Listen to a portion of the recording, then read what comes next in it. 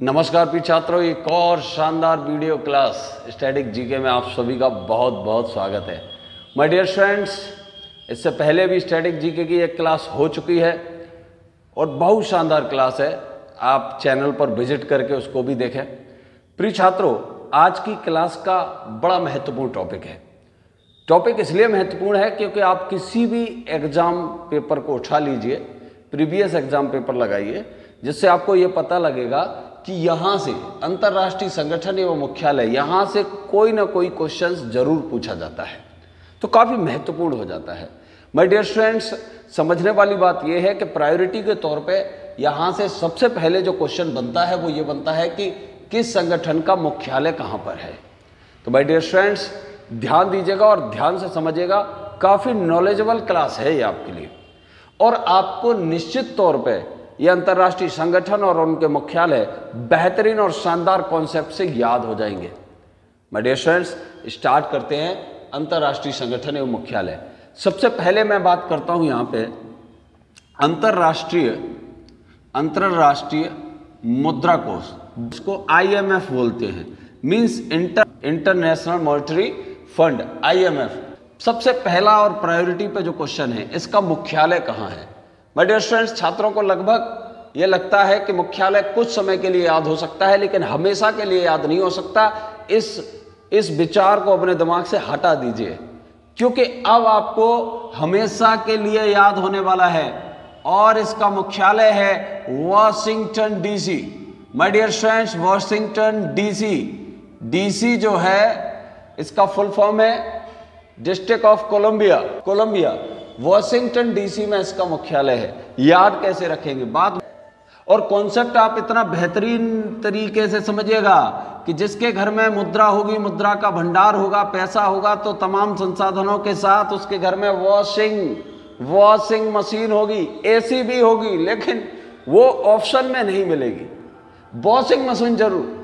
तो आप ध्यान रखिएगा, आपको ऑप्शन मिलेगा न्यूयॉर्क मिले, या ऑप्शन आपको स्पेन में मिले, या ऑप्शन आपको जनेवा मिले, कोई भी ऑप्शन मिले, लेकिन आप वॉशिंगटन जरूर लगाएंगे, क्योंकि वॉशिंगटन में आपको वॉशिंग दिखेगा। ध्यान दीजिएगा। अब इसके बारे में समझ लीजिए कि अंतर्राष्ट्रीय मुद्रा कोष करता क्या है। समझने वाली बात यह है कि अंतर्राष्ट्रीय मुद्रा कोष वैश्विक अर्थव्यवस्था को पटरी पे, वैश्विक अर्थव्यवस्था को पटरी पर लाने का कार्य करता है, पटरी पर लाने का कार्य करता है। माय डियर फ्रेंड्स, ये जो संगठन है, इसकी अगर हम बात करें तो ये सामूहिक तौर पे, इसमें कुल 190 सदस्य देश हैं। कितने सदस्य देश हैं? 190 सदस्य देश हैं।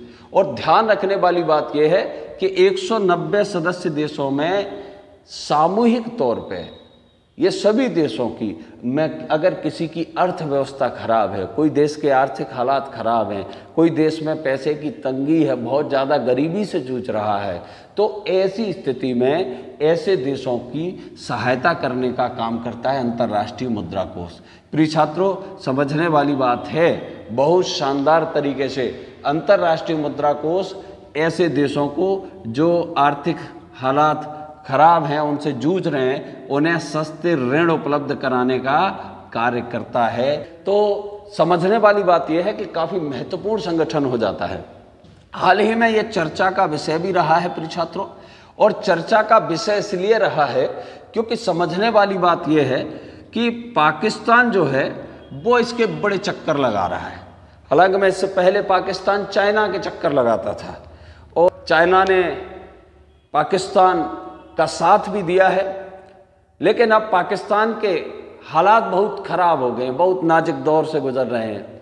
पाकिस्तान में आर्थिक स्थितियां पूरी तरह से तबाह हो चुकी हैं। तो ऐसी स्थिति में सीधी सी बात है, चाइना को साथ तो छोड़ना ही था, क्योंकि चाइना बेवफा सनम है, दुनिया जानती है। माय डियर फ्रेंड्स, चाइना ने हाथ हटाया, पाकिस्तान पहुंचा कि भैया IMF पहुंचा कि हमको लोन दे दीजिए। और ऐसा नहीं है कि IMF ने कभी लोन दिया नहीं, लेकिन समझने वाली बात यह है कि IMF को लगता है कि पाकिस्तान जो है उसका दिया हुआ पैसा वापस नहीं कर पाएगा। बात समझ रहे हैं कि नहीं? तो पाकिस्तान से किनारा कर रहा है कौन? IMF। चलो फिर भी पाकिस्तान ने यहाँ पे IMF के सिद्धांत को रखा कि भाई फिर आपके सिद्धांत का क्या, वैश्विक अर्थव्यवस्था को पटरी पर लाएंगे, कोई देश की आर्थिक हालात खराब हैं तो उसका सहयोग करेंगे, उसको सस्ते ऋण देंगे, और आप मना कर रहे हैं तो आपका जो अस्तित्व जिस वजह से है उस व्यवस्था को ही आप फुलफिल नहीं कर रहे। तो IMF ने कहा दे देंगे, लेकिन हमारी कुछ शर्तें हैं, शर्तें आपको माननी पड़ेंगी। क्या शर्तें? समझिए। IMF यहां पे स्पष्ट करता है कि भाई सबसे पहली बात यह है कि अपने देश में टैक्स बढ़ाओ। क्या करो? टैक्स बढ़ाओ। दूसरी बात यह है कि जो विद्युत बिल है, इलेक्ट्रिसिटी बिल, जो विद्युत बिल है, इनको आप लोग माफ कर देते हो चुनाव जीतने के चक्कर में, ये इनकी सब्सिडी खत्म करो। विद्युत बिलों की क्या करो बेटा? सब्सिडी खत्म करो, सब्सिडी खत्म करो। पेट्रोल पर दाम बढ़ाओ। बेटा एक समय था जब पाकिस्तान में सभी दक्षिण एशियाई देशों की अपेक्षा पेट्रोल सबसे सस्ते दरों पर मिलती थी, है ना? तो पेट्रोल पर दाम बढ़ाओ, पेट्रोल पर दाम बढ़ाओ, ये भी IMF कह रहा है। बोला ये व्यवस्थाएं पूरी करो, फिर हम आपको लोन की बात करेंगे। देंगे या नहीं देंगे वो बात अलग है, लेकिन बात करेंगे, टेबल पे आएंगे कि भाई आपको लोन दिया जाए या नहीं दिया जाए। तो बात समझ रहे हैं कि नहीं? लेकिन पाकिस्तान का ये दुर्भाग्य रहा है कि पाकिस्तान में उस तरीके के लीडर्स कभी आगे नहीं आए जो कि देश को प्रायोरिटी पर रख के चलें। लीडर्स की नज़र में अपनी कुर्सी प्रायोरिटी है, वो अपनी कुर्सी को बचाए रखने के चक्कर में पाकिस्तान में तरह तरह की मुफ्त की योजनाएं बांटते रहते हैं और खुद भी खाते पीते रहते हैं। माय डियर फ्रेंड्स, समझने वाली बात यह है कि ये तरह तरह की योजनाएं बांटने से देश तो घाटे में जाएगा ही, क्योंकि जितनी इनकम नहीं होगी उससे ज़्यादा खर्चा होगा, तो फाइनली क्या होगा? आप सब भी समझते हैं इस विचार को। तो माय डियर स्टूडेंट्स, वही पाकिस्तान के साथ हुआ। पाकिस्तान में इस समय पाकिस्तान के रुपए की हालत बहुत खस्ता है। 262 रुपये प्रति डॉलर, बात समझ रहे हैं ना? 262 रुपये का $1, यानी कि डॉलर काफ़ी मजबूत हो चुका है पाकिस्तान के रुपए की अपेक्षा। तो पाकिस्तान के रुपए में निरंतर गिरावट आती जा रही है। प्रिय छात्रों, समझने वाली बात है, लेकिन करे तो करे क्या? बात समझ रहे हो कि नहीं? इस पर काम करने के लिए तैयार हो गए? बोला ठीक है, वोट वोट बात की बात है। तो माय डियर स्टूडेंट्स, इसलिए चर्चा में है अंतर्राष्ट्रीय मुद्रा कोष वॉशिंगटन DC में। आपको याद रहेगा बहुत बेहतरीन तरीके से 190 सदस्य देश हैं प्रिय छात्रों इसमें। और ध्यान रखना 190वां सदस्य कौन बना? 190वां सदस्य कौन बना? तो वो है अंडोरा। क्या नाम है बेटा? अंडोरा जो है वो 190वां सदस्य बना है। किसका? अंतर्राष्ट्रीय मुद्रा कोष का। बेटा इसकी स्थापना कब हुई? बहुत बेहतरीन तरीके से बेटा समझिएगा, मैं आपके लिए बहुत बेहतरीन कंटेंट के साथ उपस्थित हूँ। इसकी स्थापना हुई 1945, 1945, 1945 में प्रिय छात्रों इसकी स्थापना हुई। माय डियर स्टूडेंट्स, इससे आगे भी मैं बात करूंगा, लेकिन पहले आप इसका स्क्रीनशॉट ले लीजिए। बात समझ रहे हैं कि नहीं? तो मैं इसलिए यहां से थोड़ा साइड हो जाता हूं, आप एक स्क्रीनशॉट लीजिए फटाफट। चलिए ध्यान दीजिए, स्क्रीनशॉट लेके आप आराम से इसको लिख सकते हैं, बाद में अपना नोट्स तैयार कर सकते हैं। ध्यान दीजिएगा बेटा, अभी हम यहां पे बात कर रहे हैं विश्व बैंक की। दोनों ही संगठन वित्तीय व्यवस्था से जुड़े हुए हैं। वर्ल्ड बैंक, कौन सी बैंक बेटा? World bank. बात समझेगा, वर्ल्ड बैंक की अगर हम बात करें तो वर्ल्ड बैंक का मुख्यालय कहाँ है बेटा? इसका मुख्यालय भी वॉशिंगटन DC में है, वॉशिंगटन DC में है। बात समझ रहे हैं कि नहीं बेटा? वही बात, पैसे वाली बात आ गई जो कि अपन ने इससे पहले अंतर्राष्ट्रीय मुद्रा कोष में देखी थी। ये भी पैसे वाली बात आ गई। तो सीधी सी बात है, इसमें भी अपन उसी कॉन्सेप्ट से काम करेंगे, उसी कॉन्सेप्ट के साथ इसको भी याद रखने का कार्य करेंगे। बेटा इसकी स्थापना बता देता हूँ। जैसे कि उसकी स्थापना, यानी कि अंतर्राष्ट्रीय मुद्रा कोष जो आपने इससे पहले पढ़ा, उसकी स्थापना 1945 में हुई। इसकी स्थापना भी बेटा 1945 में हुई, 1945 में हुई। बेटा आपने इससे पहले जो पढ़ा मैं बताता जा रहा हूं, जिससे कि आपको एक कंपैरिजन तरीके से याद रहेगा, कंपैरिजन कर सकते हैं दिमाग में। जिस इससे पहले पढ़ा अंतर्राष्ट्रीय मुद्रा कोष, माय डियर स्टूडेंट्स, इसमें 190 सदस्य देश थे और यहाँ 189 सदस्य देश हैं। कितने हैं बेटा? 189 सदस्य देश हैं। और ध्यान रखना 189वां सदस्य कौन है? तो बेटा 189वां सदस्य देश जो है वो है नौरू। कौन है बेटा? नौरू। नौरू जो है वो 189वां सदस्य देश है। किसमें? विश्व बैंक में। अब बात करते हैं इसके फंक्शन की। विश्व बैंक का कार्य क्या है माय डियर स्टूडेंट्स? बड़ी आसानी से समझेगा। लगभग इसका वही कार्य है जो कार्य अंतर्राष्ट्रीय मुद्रा कोष संगठन का था। माय डियर स्टूडेंट्स, अगर हम विश्व बैंक की बात करें तो विश्व बैंक भी कहीं ना कहीं दुनिया के देशों को मदद करने का काम करता है। समझिए कैसे? जैसे कि मान लीजिए कोरोना महामारी आई थी और कोरोना महामारी के दौरान दुनिया के कई देश कहीं ना कहीं स्वास्थ्य व्यवस्थाओं में बहुत पीछे थे। और जब बहुत पीछे थे तो समझने वाली बात यह है कि संसाधनों का अभाव था। तो उन देशों को संसाधन उपलब्ध कराना, उन देशों को पैसा देना कि भाई अपने यहाँ पे स्वास्थ्य व्यवस्थाएं ठीक कीजिए, तमाम प्रकार की सुविधाएं देना, सस्ते ऋण देना, ये काम विश्व बैंक ने किया। माय डियर स्टूडेंट्स, विश्व बैंक की अगर हम बात करें तो विश्व बैंक मानवीय विकास पर जोर देता है, मानवीय विकास पर जोर देता है। विश्व बैंक शिक्षा के लिए कार्य करता है, विश्व बैंक स्वास्थ्य के लिए कार्य करता है। बात समझ रहे हैं? जो मानवीय मुद्दे हैं, ऐसे तमाम मुद्दों पर विश्व बैंक कार्य करता है और देशों को सहायता देने का कार्य करता है। लेकिन ध्यान रखना, जो सक्षम नहीं है, जिनके पास ऑलरेडी है, वो बात अलग है। माय डियर स्टूडेंट्स, विश्व बैंक की अगर हम बात करें तो विश्व बैंक कृषि के विकास के लिए कार्य करने का काम करता है।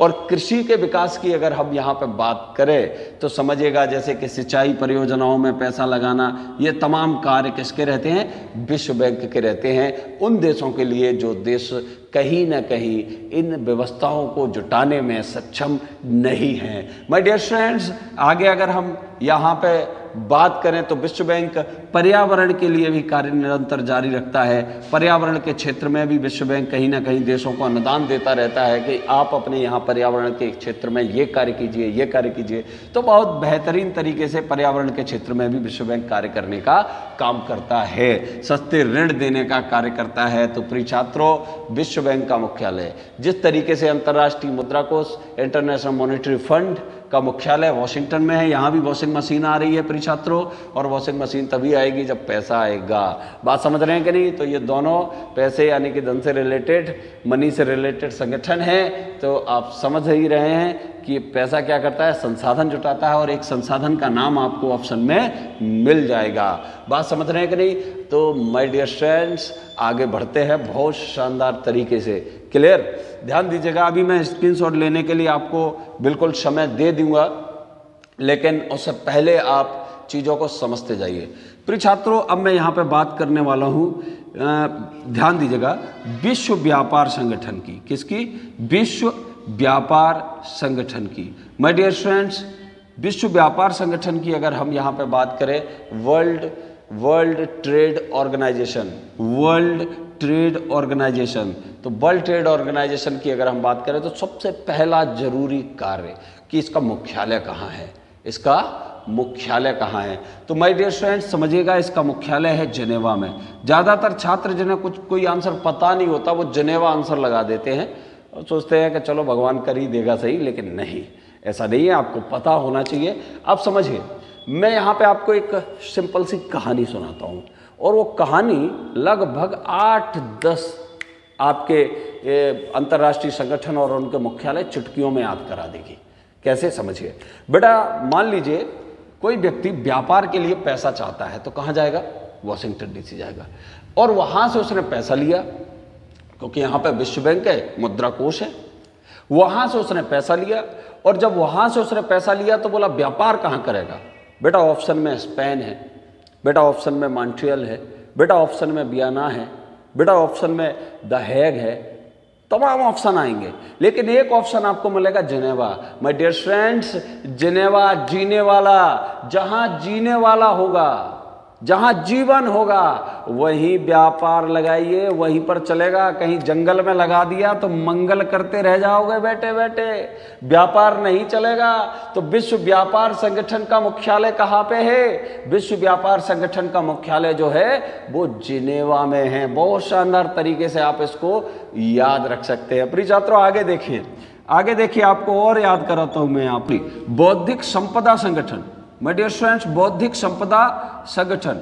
देखिएगा बौद्धिक संपदा, प्रिय छात्रों ये बात सही है और फैक्ट है कि जो बिजनेसमैन होता है, व्यापार जो होता है, व्यापारी के पास बुद्धि बहुत ज़्यादा होती है। समझने वाली बात है और आप समझ गए। तो इसका जहाँ व्यापारी है वहाँ बुद्धि है। व्यापारी कहाँ है? जिनेवा में। तो बुद्धि कहाँ है? जिनेवा में। तो बात समझ रहे? बौद्धिक संपदा संगठन का मुख्यालय कहाँ जाएगा? जिनेवा जाएगा। माय डियर स्टूडेंट्स ध्यान दीजिएगा, मैं आपको यहाँ पे थोड़ा मिटाना चाहूँगा, आप इसका स्क्रीनशॉट ले लीजिए फटाफट, है ना। आगे बढ़ते हैं एकदम जबरदस्त तरीके से। Thank you.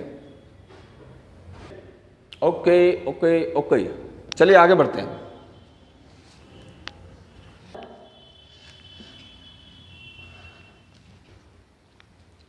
प्रिय छात्रों ध्यान दीजिएगा, बौद्धिक संपदा संगठन जिनेवा में है।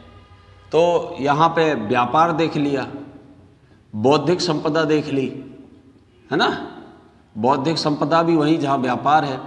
माय डियर स्टूडेंट्स एक और संगठन बताता हूँ, अंतर्राष्ट्रीय श्रम संगठन।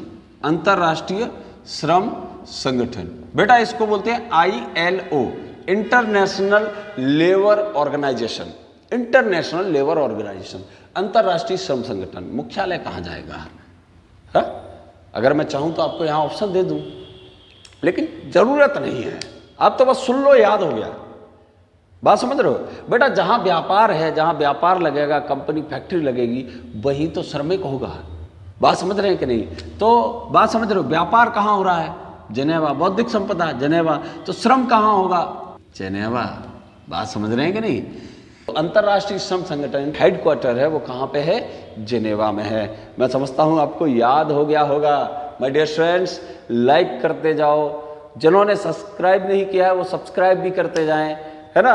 और अगर हो सके तो अपने दोस्तों में इस वीडियो को बढ़ाते जाओ, शेयर करते जाओ। प्रिय छात्रों बहुत ज़रूरी है। ज़रूरी इसलिए है क्योंकि चीज़ें जब बढ़ती हैं, ग्रो करती हैं, तो आपके लिए और बेहतर से बेहतर कंटेंट के साथ मैं उपस्थित रहूँगा। मैं लाइव क्लास भी स्टार्ट करूँगा। तो समझिए माय डियर स्टूडेंट्स, यहाँ पे समझने वाली बात यह है कि मैं एक और संगठन आपके सामने रख रहा हूँ, विश्व स्वास्थ्य संगठन। बेटा विश्व स्वास्थ्य संगठन, माय डियर स्टूडेंट्स विश्व स्वास्थ्य संगठन। विश्व स्वास्थ्य संगठन मतलब वर्ल्ड हेल्थ ऑर्गेनाइजेशन। बात समझ रहे हैं कि नहीं? तो वर्ल्ड हेल्थ ऑर्गेनाइजेशन, विश्व स्वास्थ्य संगठन। अब आप समझिए, जहाँ श्रम हो रहा है, जहाँ व्यापार है, जहाँ फैक्ट्री है, कंपनी है, प्रदूषण है, वहीं स्वास्थ्य खराब होने का चांस ज़्यादा है। तो ये भी कहाँ चला जाएगा बेटा?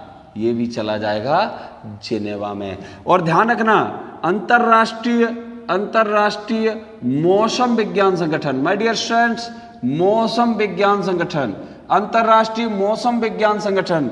आप समझ रहे हैं ना, मौसम कहाँ का बिगड़ेगा, मिजाज कहाँ का बिगड़ेगा? समझ रहे हैं कि नहीं? मौसम वहीं का बिगड़ेगा। हाँ, अगर कोई देखना है आपको तो किसी इंडस्ट्रियल सेक्टर में जाइए, और इंडस्ट्रियल सेक्टर में आप पहुंचेंगे तो आपको वहाँ की हवा भी बड़ी प्रदूषित सी लगेगी, है ना। तो ये आपके याद रखने के लिए कॉन्सेप्ट है, अंतर्राष्ट्रीय मौसम विज्ञान संगठन। और ये कहाँ जाएगा बेटा? ये भी पहुंच जाएगा जिनेवा। बात समझ रहे हैं कि नहीं? मैं भारत के भी संगठन आपको याद कराऊंगा, लेकिन क्लास को आगे बढ़ाओ, जबरदस्त तरीके से बढ़ाओ, एकदम शानदार तरीके से बढ़ाओ, मजबूती के साथ बढ़ाओ, है ना। हम मिलते रहेंगे और क्लास को आगे बढ़ाते रहेंगे, आपके लिए कार्य करते रहेंगे। समझिएगा और समझिएगा, ध्यान दीजिएगा। यहाँ पे अगर हम बात करें तो अंतर्राष्ट्रीय एक और संगठन मैं आपको बताने जा रहा हूँ, अंतर्राष्ट्रीय शरणार्थी उच्चायुक्त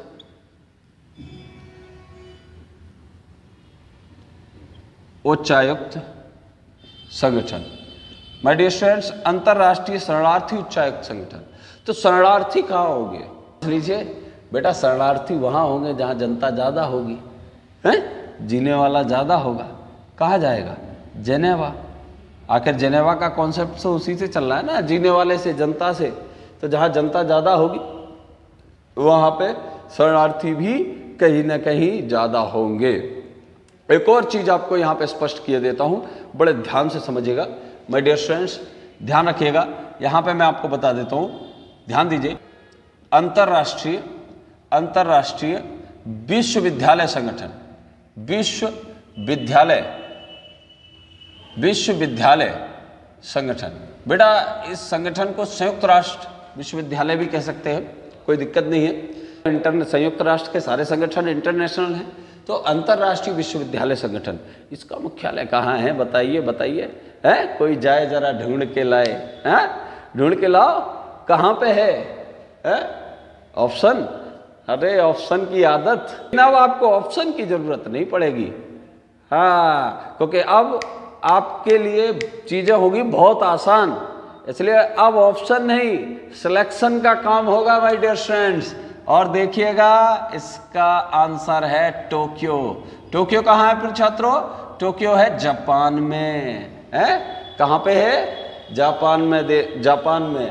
अब बात समझिएगा, इसको याद कैसे करें, तो मेरी बात समझिएगा बेटा। अंतर्राष्ट्रीय विश्वविद्यालय माय डियर फ्रेंड्स, मैं कॉन्सेप्ट के माध्यम से, कॉन्सेप्ट के, ध्यान रखना, कॉन्सेप्ट की बात कर रहा हूँ, और कॉन्सेप्ट के माध्यम से मैं भारत के तमाम पेरेंट्स से अपील करना चाहता हूँ कि एक काम कीजिए भाई साहब, जब आपका बच्चा विश्वविद्यालय में पहुँच जाए, यानी कि कॉलेज में पहुँच जाए, तो थोड़ा उसकी देखभाल कीजिए, है ना, क्योंकि स्कूल में है तब तक कोई बात नहीं है। अब उम्र का फंदा ऐसा है कि उसके बिगड़ने के चांस ज़्यादा हैं, है ना, क्योंकि बंदा कॉलेज में पहुंच गया है, तो थोड़ा टोका टाकी शुरू कर दो। टोक्यो है, टोक्यो, टोका टाकी होना चाहिए। कहाँ जा रहे हो? इतनी रात, पापा पार्टी है। अरे पार्टी करोगे?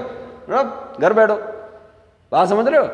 और अगर आप उसको कहीं ना कहीं एक एक्सपीरियंस होता है, हर उम्र का एक एक्सपीरियंस होता है, और मैं समझता हूँ ये ज़्यादातर पेरेंट्स के पास होगा, तो वो भी उनको बच्चों को देना चाहिए। सिर्फ टोका टाकी नहीं करना चाहिए, बच्चों को कह देना चाहिए कि बेटा आप कॉलेज में जा रहे हो तो, लेकिन एक चीज़ याद रखना, ओए राजू प्यार ना करियो दिल टूट जाता है। ये बात पहले ही बता दे अपने बच्चों को, है कि नहीं? बच्चे तो नादान हैं, वो तो चले जा रहे हैं रास्ते पे, है ना, कहीं ना कहीं अपने लक्ष्यों से दूर हो रहे हैं। तो पिताओं को पहले कह देना चाहिए, राजू प्यार ना करियो दिल टूट जाता है, जो कॉलेज का ये है ना, फंसाना उनको बता देना चाहिए। खैर कोई बात नहीं, आपको संगठन याद रखना, बात खत्म हो जाएगी, है। ऐसे 1000 काम होते कॉलेज, बोला टोका टाकी करते रहो।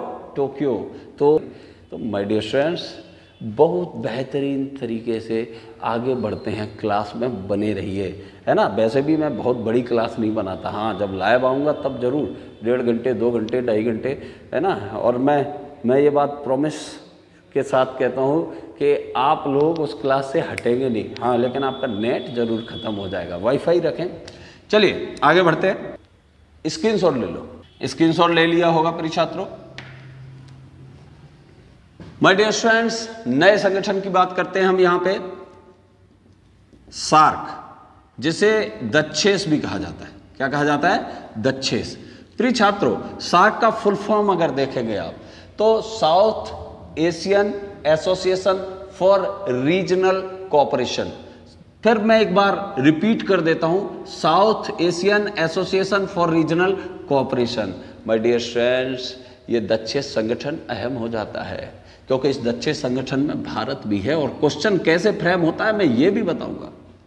और भारत के साथ साथ यहाँ पे देखिएगा पाकिस्तान भी है, यहाँ पे नेपाल भी है, यहाँ पे भूटान भी है, यहाँ पे श्रीलंका भी है, ध्यान दीजिएगा माय डियर फ्रेंड्स, यहाँ पे मालदीव भी है, अफगानिस्तान भी है माय डियर फ्रेंड्स, यहाँ पे अफगानिस्तान भी है, और यहाँ पे अगर हम बात करें तो बांग्लादेश भी है। प्रिय छात्रों, बात समझ रहे हैं कि नहीं?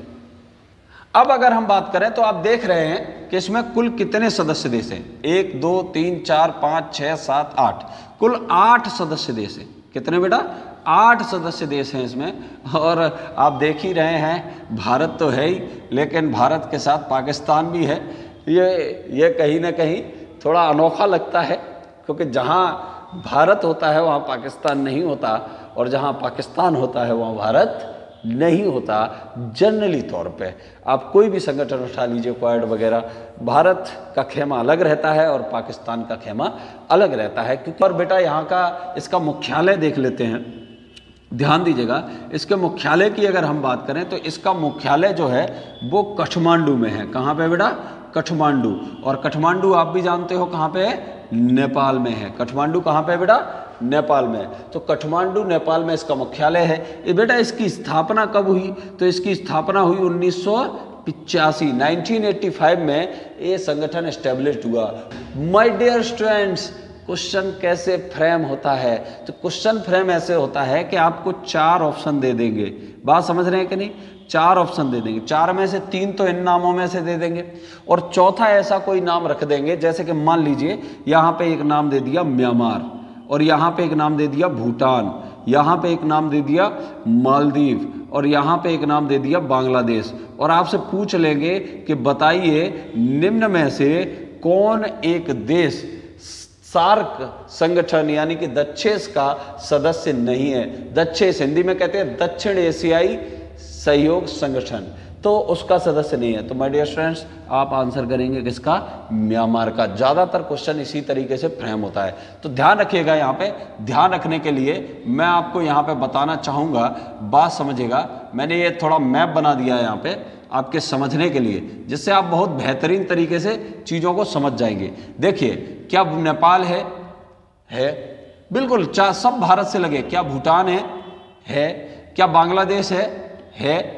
क्या पाकिस्तान है? क्या अफगानिस्तान है? बिल्कुल है। क्या मालदीव है? बिल्कुल है। अब ये वाला किनारा ले लिया, अरब सागर में ले लिया, तो फिर अब बंगाल की खाड़ी में कौन है? क्या श्रीलंका है? बिल्कुल है। क्या इंडिया है? जो तो बीच में है भैया। बात समझ रहे हो कि नहीं? तो हालांकि मुख्यालय बीच में होता अच्छा होता, कोई बात नहीं, नेपाल में है। क्योंकि जो पाकिस्तान है और भारत, पाकिस्तान नहीं चाहता, ठीक है, तो शुरुआत में कुछ ना कुछ ऐसे फेजेस रहे होंगे। तो मालदीव 1 2 3 4 5 6 7 8, बात समझ रहे हो? 8 सदस्य देश हैं सार्क संगठन के। 1985 में एस्टेब्लिश हुआ है, तो आपको याद हो गया होगा सार्क संगठन। नेक्स्ट आगे बढ़ते हैं, स्क्रीनशॉट ले लीजिए ध्यान से। चलिए मिटाते हैं इसको। आगे मैं बात करूंगा यहाँ पे संघाई सहयोग संगठन की। संघाई सहयोग संगठन की प्रिय छात्रों, संघाई सहयोग संगठन, इसको बोलते हैं SCO, है ना? क्या बोलते हैं? SCO। हिंदी और इंग्लिश इसका फुल फॉर्म क्या होगा? इसका फुल फॉर्म होगा Shanghai cooperation organisation. Shanghai cooperation organisation. My dear students, Shanghai सहयोग संगठन की अगर हम बात करें तो संघाई सहयोग संगठन की स्थापना देख लीजिए। ये चाइना ने इसको एस्टेब्लिश किया था वर्ष 2001 में। कब एस्टेब्लिश किया था बेटा? वर्ष 2001 में चाइना ने इसको एस्टेब्लिश करने का कार्य किया। तो प्रिय छात्रों, यहाँ से हम आगे बढ़ते हैं संघाई सहयोग संगठन से। अब बात करते हैं इसका मुख्यालय कहाँ है। तो प्रिय छात्रों, मुख्यालय चाइना से बाहर नहीं होगा, मुख्यालय है इसका बीजिंग में। कहाँ पे है? क्योंकि इस संगठन की मूल रूपरेखा रखने का काम किसने किया? चाइना ने। तो मुख्यालय भी कहाँ है इसका बेटा? मुख्यालय इसका बीजिंग में है। बात समझ रहे हैं कि नहीं? तो समझिएगा यहाँ पे। अब इसके हम सदस्य देशों की बात कर लेते हैं, है नहीं? क्योंकि इससे भी क्वेश्चन उसी तरह से फ्रेम होता है जैसे कि मैंने दक्षेस से बताया था। आपको इसके सदस्य देश पता ही होने बनेगी नहीं उसके बिना। तो समझिएगा यहाँ पे इसके सदस्य देश। माय डियर स्टूडेंट्स, इसके सदस्य देश देखिए, चाइना तो हो गई, चाइना के ऊपर रूस भी है। वर्ष 2016 में, कब? 2016 में इसकी सदस्यता किसने ली? भारत और पाकिस्तान दोनों ने इसकी सदस्यता वर्ष 2016 में ली। संगठन बना कब? 2001 में। लेकिन दोनों देशों ने इसकी सदस्यता कब ली? ये काफ़ी अहम क्वेश्चंस हो जाते हैं प्रिय छात्रों आपके लिए। बहुत बेहतरीन कॉन्सेप्ट है और बहुत बेहतरीन कंटेंट भी। तो भारत और पाकिस्तान ने 2016 में इसकी सदस्यता ग्रहण की। इससे आगे बढ़ते हैं माय डियर स्टूडेंट्स। आगे बढ़ोगे तो समझिएगा, यहाँ पे ध्यान दीजिएगा। यहाँ पे अन्य देशों की बात करें, जैसे कि यहाँ पे कजाकिस्तान है। क्या है माय डियर स्टूडेंट? कजाकिस्तान। यहाँ पे किर्गिस्तान है। क्या है प्रिय छात्रों? किर्गिस्तान। यहाँ पे उज्बेकिस्तान है। क्या है प्रिय छात्रों? उज्बेकिस्तान। उज्बेकिस्तान है। बात समझ रहे कि नहीं? और यहाँ पे तजाकिस्तान है माय डियर स्टूडेंट्स। कौन है? तजाकिस्तान है। तो आप देखिए यहाँ पे कितने, 1 2 3 4 5 6 7 8, कितने देश हो गए बेटा? इसमें 8 देश हो गए। कितने देश हो गए बेटा? इसमें 8 देश हो गए प्रमुख तौर पे। तो कई बार पूछ लिया जाता है कि 4 ऑप्शन दे देंगे आपको और पूछ लेंगे बताइए निम्न में से कौन एक इस संगठन का सदस्य नहीं है। तो माय डियर फ्रेंड्स, आपको बहुत बेहतरीन तरीके से याद रखना चाहिए। चाइना ये मानता था कि ये आगे की आने वाली सदी जो है 21वीं सदी मेरी है, संगठन की स्थापना कर दी। बात समझ रहे हैं कि नहीं? क्लियर? तो आगे बढ़ते हैं, आप स्क्रीनशॉट ले लीजिए, फिर आगे चलते हैं। तो आगे समझिएगा प्रिय छात्रों, यहाँ पे मैं एक और संगठन आपके लिए लिख रहा हूँ, अंतर्राष्ट्रीय खाद्य एवं कृषि संगठन। प्रिय छात्र ध्यान दीजिएगा, अंतर्राष्ट्रीय खाद्य एवं कृषि संगठन, international food and agriculture organisation, ये इसका फुल फॉर्म है इंग्लिश में। ठीक है, तो समझिएगा यहाँ पे अंतर्राष्ट्रीय कृषि विकास कोष। माय डियर स्टूडेंट्स, अंतर्राष्ट्रीय कृषि विकास कोष है ना, अंतर्राष्ट्रीय कृषि विकास कोष, एग्रीकल्चर डेवलपमेंट फंड, अंतर्राष्ट्रीय कृषि विकास कोष। तो ध्यान दीजिएगा, ये 2 संगठन हो गए। अब इन दोनों के मुख्यालय ढूंढने हैं, है ना। तो देखो जरा, देखो है, तो समझिएगा यहाँ पे। और समझने वाली बात ये है कि ये दोनों का मुख्यालय है रोम। कहाँ पे प्रिय छात्रों? रोम। बात समझ रहे हैं कि नहीं? अब रोम की अगर हम बात करें तो रोम कैसे याद रखेंगे? रोम से निकल रहे हैं राम। अब राम के समय में तो सारा रूरल सेक्टर था और उस समय कृषि का महत्वपूर्ण स्थान था। उस समय बहुत ज़्यादा आधुनिक विकास नहीं था। बात समझ रहे हैं कि नहीं? तो इस तरीके से रोम से राम बनेंगे और राम, ये कृषि के जो संगठन हैं इनके मुख्यालय हम कहाँ लगा देंगे? राम लगा देंगे। माय डियर स्टूडेंट्स, प्रिय छात्रों, क्लास को लाइक करें, शेयर करें, सब्सक्राइब करें और इसके लिए नेक्स्ट पार्ट बहुत जल्द आपके लिए अपलोड करने वाला हूं। तब तक आप चैनल से जुड़े रहें और अपना ध्यान रखें, अपना ख्याल रखें और अपनी पढ़ाई मेहनत करते रहें, रुकनी नहीं चाहिए। Thank you very much.